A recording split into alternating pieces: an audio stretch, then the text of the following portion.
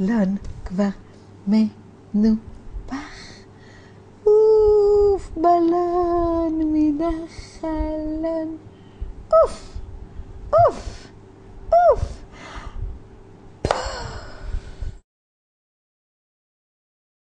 כסופרת, גם כאמא, סבתא, חונכת,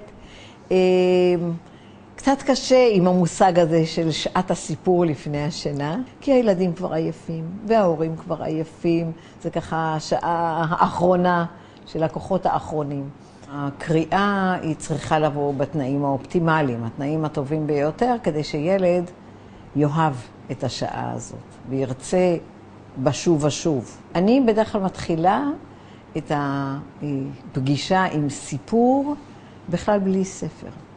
אם אפשר להביא את הסיפור הזה, זה בדרך כלל גם שיר, בצורת דקלום או כל דבר אחר, קודם, אני מאוד ממליצה, גם זה מחדד את הדמיון שלו, מאפשר לו לדמיין את הדברים, וגם הוא מגיע לספר כשהוא כבר שולט בטקסט, וזה נותן לו הרבה מאוד ביטחון, והרבה מאוד מעצים אותו בשעת הקריאה.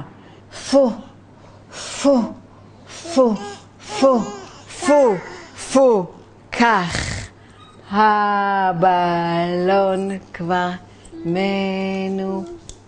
עם פעוטות אני בדרך כלל משתדלת להושיב אותם כך שהפנים שלהם יהיו אליי, והספר יהיה אליהם. וכך הם רואים את הספר ואני רואה אותם, והם רואים אותי. נדמה לי שזה המצב הטוב ביותר, כדי באמת שייווצר קשר והקשבה, והיכולת הכי גדולה להביע ולפגוש אחד את השני בשעת הסיפור.